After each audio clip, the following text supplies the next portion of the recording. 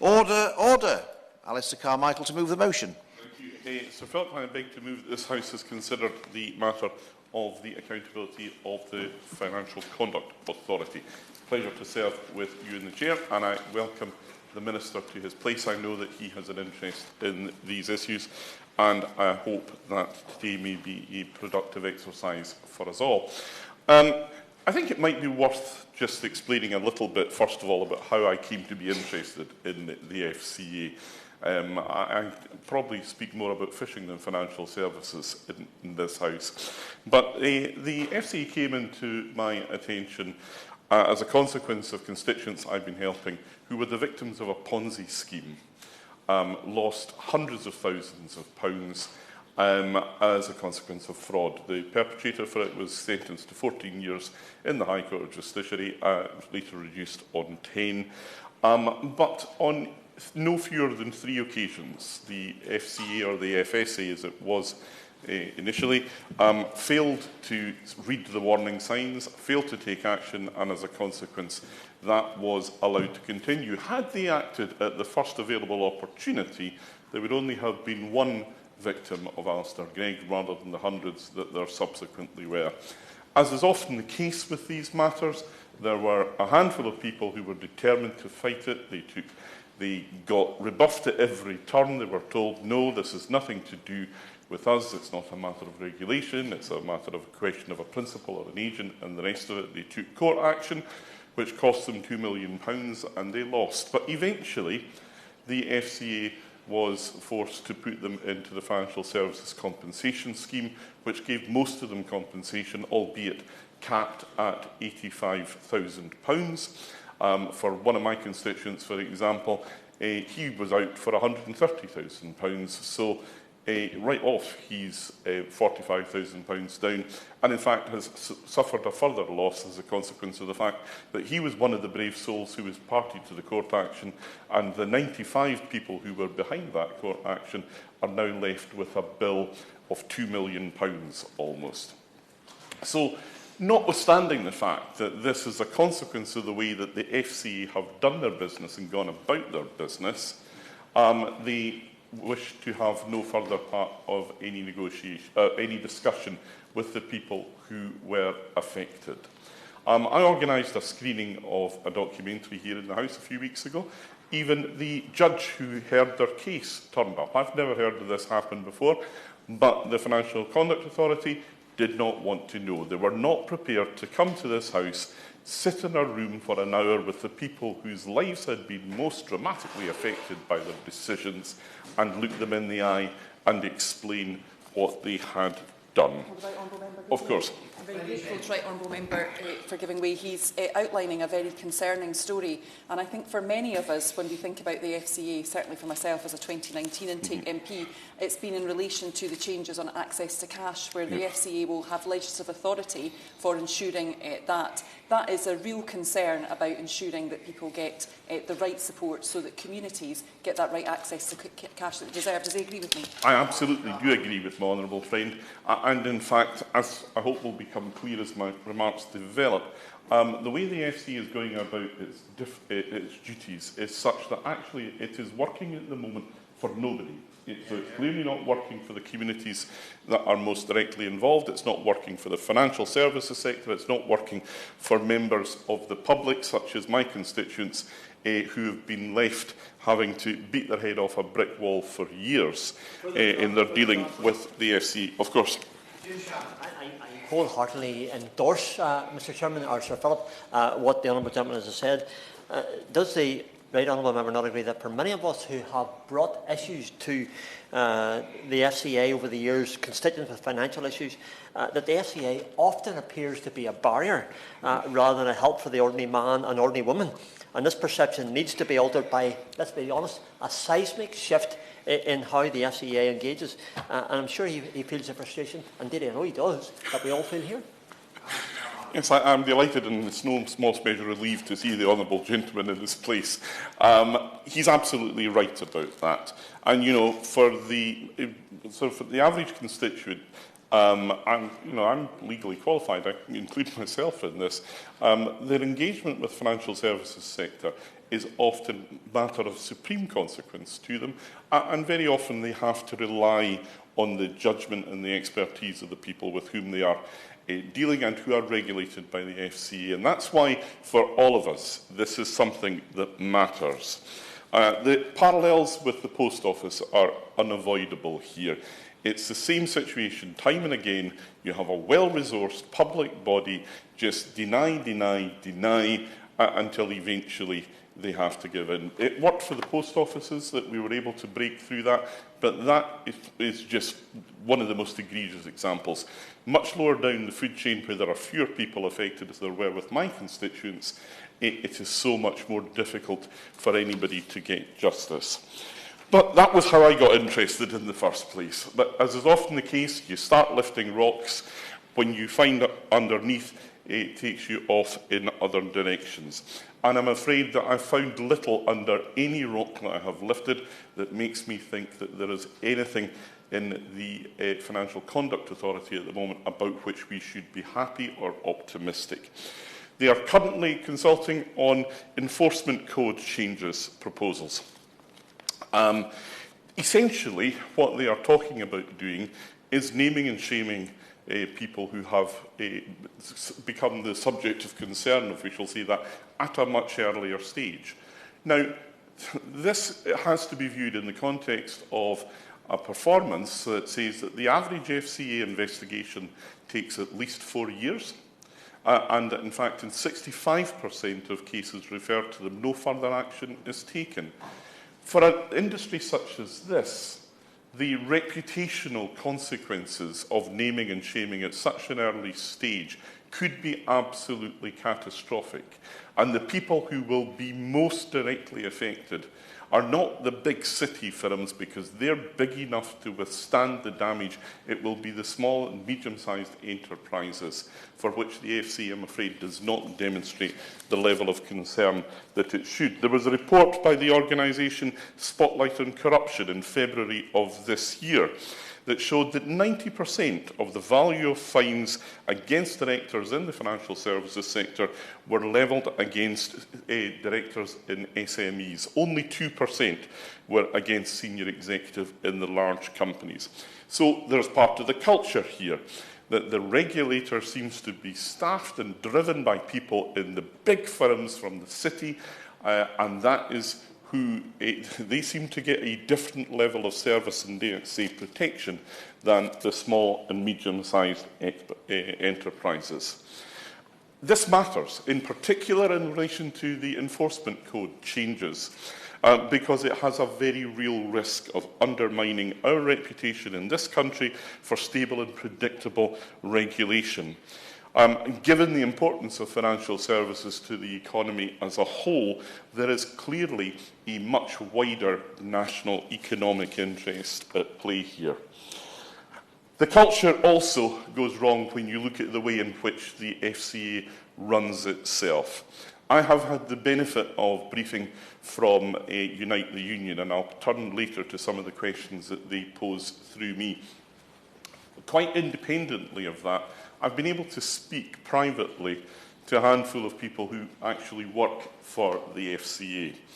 I'm not going to tell the House what they told me, because even though what they told me was general in its terms, it was just for my own background understanding, they were concerned that if something I said would allow them within the organisation to be identified, it would be to their professional detriment.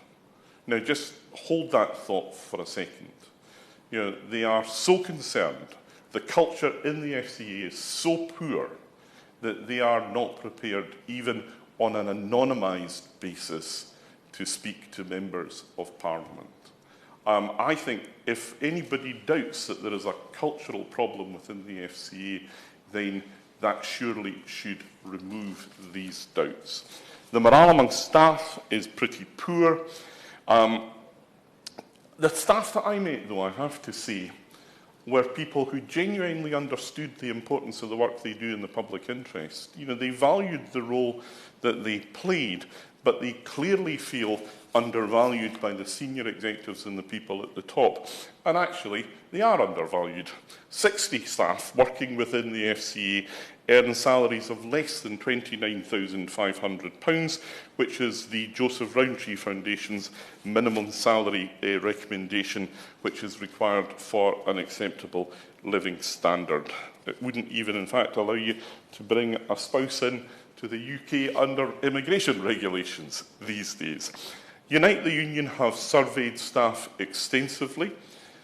They speak about the toxic environment for staff reps within the FCA, where they are given little assistance or support and minimal information. The FCA carries out a quite remarkable performance assessment framework, which is not actually a million miles removed from the one that I knew when I first became a civil servant as part of the start of my legal career 30 years ago. And I thought we would have moved on well away from that because it was hopelessly inadequate as a performance assessment framework. But no, it seems as if it is almost designed to encourage mediocrity. It's the sort of system that was actually used by a number of public sector and city companies for a long time. But for the last 10 years, I don't think I know of many companies that still use this sort of framework. It has destroyed within the FCA the collaborative working environment, and it was identified in that survey carried out by Unite as by 81% of the respondents as being unfair to them. The questions which Unite have posed to me, and I will read into the record, but I don't expect the Minister to answer them all. He can perhaps follow up with correspondence, are that why does a public sector organisation that pays its chief executive over £450,000 a year find it acceptable to pay a large number of staff below the Joseph Rowntree Foundation's minimum income standard? Why has the FCA not made any cost of living adjustment for its staff whatsoever in the 2024 pay round following a punishing cost of living crisis? Why has the FCA not delivered the resource and priority it has promised staff representation in the wake of recent failures?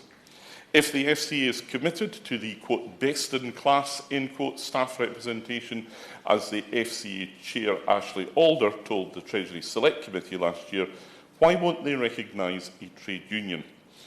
What is the government doing to hold the FCA leadership to account for the culture of fear, burnout, problematic culture, high staff turnover and sinking morale that Unite the Union have consistently reported over the years? Why have they persisted with a severely outdated model of staff performance grading, long abandoned by the industry it regulates? Surely the FCA should be leading the sector as a role model, should it not? And finally, why has the FCA made no headway in their large disability pay gap? Unite the Union reports that staff with disabilities, neurodivergence or complex personal circumstances are simply getting poorer performance and pay outcomes than their peers. So, Sir Philip, the FCA as an organisation is massively important to the work that they do in the public interest. But as I said to my honourable friend earlier, it is clear to us surely that they are working for nobody. They're not working for the members of the public who rely on the protection that they might give them, as evidenced by my constituents and the impact they have felt by the fraud of the Ponzi scheme in the Midas financial services. They're not working to the benefit of the sector that is regulated, as evidenced by their proposed changes for the enforcement code. They're not working for our communities, as evidenced by the work in relation to access to cash, referenced by my honourable friend from North East Fife, and they are most certainly not working to the benefit of the people who they employ. It is apparent to me that there is a poor culture in that organisation, and it is driven from the top. That poor culture then bleeds into every aspect of its work. It is an organisation that has lost direction and lacks leadership from the top. This, however, is an organisation that we all remember the reasons why we have it and why it was set up. For us all, and in our national economic interest, It is too important to fail, but surely it is apparent that failing it is, and somebody needs to take control and change that. The question is that this House has considered the accountability of the Financial Conduct Authority. Minister. Thank you, Sir Philip. And it's a pleasure to be here, and I begin by thanking the Right Honourable Member for Orkney and Shetland for raising this extremely important issue for debate. You and indeed the House will not be surprised to hear that the Government agrees, and I very strongly agree, that accountability for the financial services regulators is of the utmost importance. Before I was in this post, I set up, chaired, and ran a group called the Regulatory Reform Group, which brought together many, over a dozen members of this House, together to think about how do we reform the regulatory structure and the accountability structure in this country. This is an issue of which I have thought and been concerned about for many years. Members will be aware, and indeed the Right Honourable Gentleman of course is aware, that the FCA is operationally independent and must act to advance the objectives that Parliament has set for it. Independence of the regulators, however, must be balanced with clear accountability, appropriate democratic input, of which this debate is one forum, and transparent oversight, which is why the FCA is fully accountable to Parliament and the Treasury for how it discharges its functions. Now, to ensure that the regulators consider the financial services sector's critical role in supporting the British economy, as indeed the Right Honourable Gentleman has pointed out, last summer we gave the regulators new secondary objectives to facilitate the international competitiveness of the UK economy and its growth for the medium long term, by putting growth and competitiveness at the heart of our regulatory system, whilst of course retaining the primacy of protecting the safety and soundness for financial services firms and the wider system. We will ensure that this sector remains at the forefront of the global economy. And it's vitally important that we hold the FCA to account for delivering on these objectives, and it's a responsibility that I take very seriously. Now I'd like to come to some of the remarks made by the Right Honourable Gentleman. The first, and I say this in no particular order, I suspect it's what came to mind first in my head, was the Right Honourable Gentleman mentioned the so-called naming and shaming proposals by the FCA that has been covered in the media and elsewhere. I want to put on record that the Chancellor has been clear publicly that he thinks the FCA should rethink this approach. I completely share the Chancellor's view on this, and I'm particularly interested and strongly support the remarks by the Right Honourable Gentleman saying that it is actually often the small players that get the most, that see the sharp end of this the most, and what that does to innovation, competition, and actual money for individuals invested in those small players, whether they be customers or indeed shareholders of those small players, I think is very significant. And the Right Honourable Gentleman put very eloquently the impact of a very early instance of being named and shamed in this regard could be very significant. So I want to put on record, following up with what the Chancellor has said publicly, that I believe the FCA should rethink this and rethink it quickly. Of course. I think that is my concern, given what I've heard today in relation to access to cash. One of the real concerns that communities have is that banks sort of rush to almost leave town and leave one bank standing. And when we're thinking about banking hubs and we're thinking about communities, it's about ensuring the most vulnerable have access. So it is really important that those bigger players are held to account. Does he agree with me? Minister. The Honourable Lady makes a very important fair point. And I do agree with her that access for cash, which is this government that legislated for access to cash, indeed, as the Honourable Lady knows, needs primacy in the way that she's described. And I do believe that the criteria on which we look at banking hubs in particular, which replace, when you've got several banks that have shut in a town or a large village, I do believe that the criteria for the assessment of where banking hubs should come in, and indeed the speed of the rollout, should be looked at again. That, to be fair to the FCA, is not down to them. The FCA is finishing their consultation on access to cash in the third quarter of this year, is our expected time frame. And the FCA is part of that process, but they are not the primary drivers. The primary driver are the industry, and it's worth also saying that. If I may come on to a case that I know is close to the Right Honourable Member for Orkney and Shetland's heart, the failure of Midas Financial Solutions. As you may know, Sir Philip, Mr. Alistair Gregg perpetrated a large-scale fraud over a period of several years, lying to those who trusted him with their pensions and life savings. People who've done the right thing in their lives, they've done everything right, and because of the fraud of this individual and indeed his company have lost out. Now, the FCA intervened in 2014 following the receipt of intelligence related to the Midas scheme, and the FSCS, that's the Financial Services Compensation Scheme, was subsequently able to compensate eligible customers for a very significant portion of what was lost, and Mr. Gregg was charged, found guilty of fraud, and imprisoned.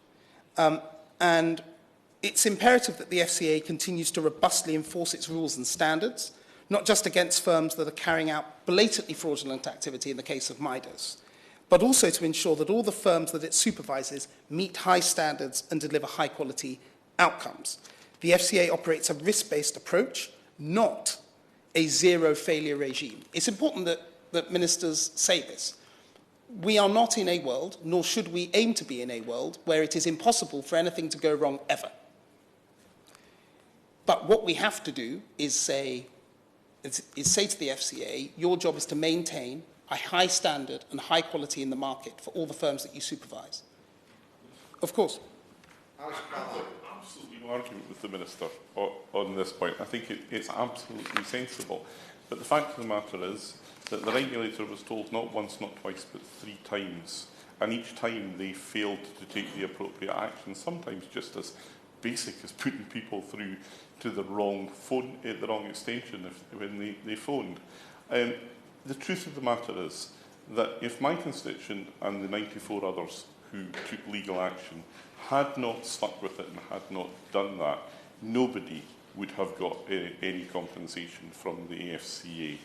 That's why surely there is a basic point of fairness and justice here, that having been the ones who got the money for everyone, the money that they spent getting that compensation should be recognised. Minister. I thank the Right Honourable Member for that point, and I will consider it carefully whilst I go on to discussing accountability of the FCA, both from Parliament and the Treasury. So, the Financial Services and Markets Act 2000 establishes multiple ways, for government, Parliament and the public to scrutinise the FCA through its annual reports, for example, which must set out how it has advanced its objectives. And this year, down to the proposals of this government and this Treasury, the FCA will, for the first time, report on how it has embedded its new growth and competitiveness objective. And the Treasury can direct the FCA to include extra things in its reports. The FCA also regularly publishes a large amount of data on its performance, for example, the time taken to respond to applications for authorisation, which demonstrates to the public if it is meeting its targets. And indeed, the Treasury can shape the focus of the FCA by writing to them to set out which aspects of government policy, in relation to the economics of the country, it should have regard to when advancing its objectives and carrying out its functions. The Right Honourable Member mentioned some concerns he had that have been shared with him about the internal culture, internal pay, decisions of that nature to do to the FCA. It's not appropriate for a minister to now pronounce on those things, beyond to say I'll be with him in scrutinising the annual report when it comes out to see to what areas in which those things are addressed, and I'm happy to discuss that with him and the methods for accountability in that regard. I do also think it's important that we set out that through the Financial Services and Markets Act 2023, the regulators are now required to respond annually to the recommendation letters, which provide greater transparency about how the regulators respond to government recommendations.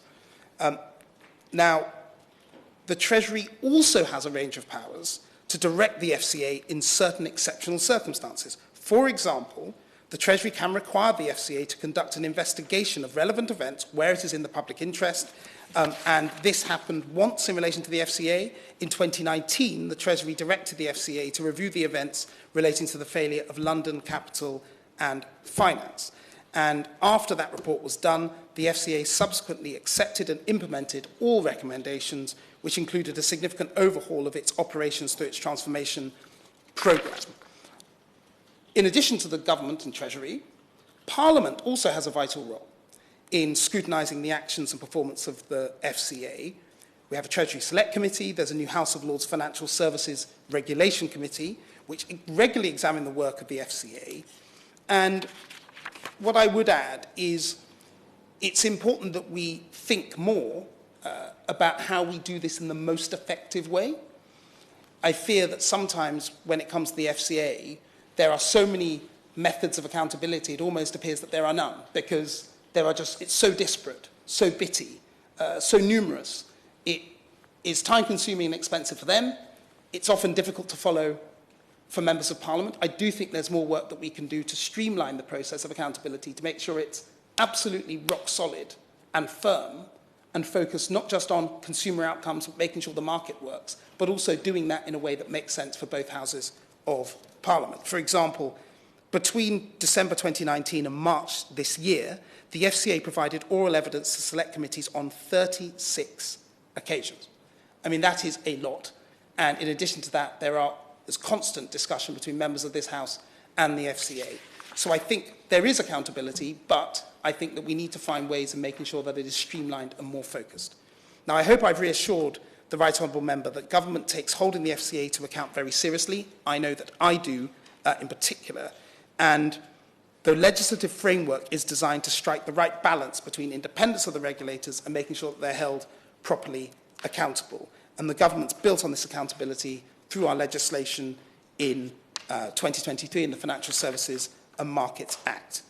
This House and Parliament as a whole will be able to judge the FCA's progress through things like their upcoming report on how they've advanced their new secondary growth and competitiveness objective since it came into effect last year, and whether they take account of this House's view and the Chancellor's view of their naming and shaming proposals.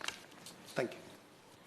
The question is that this House has considered the accountability of the Financial Conduct Authority. As many as are of that opinion say aye. On the contrary, no. I think the ayes have it. The ayes have it. Order. Order. The sitting is suspended until 2:30 this afternoon.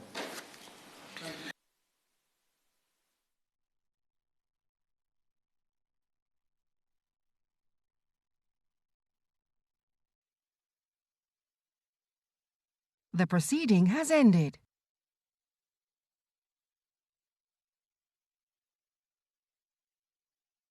The proceeding has ended.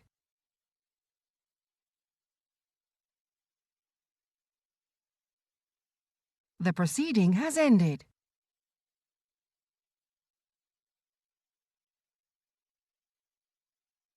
The proceeding has ended.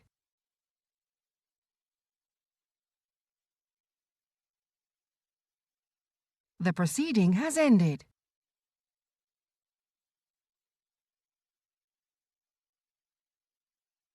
The proceeding has ended.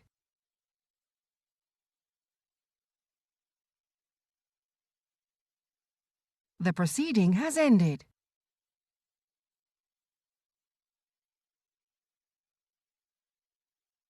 The proceeding has ended.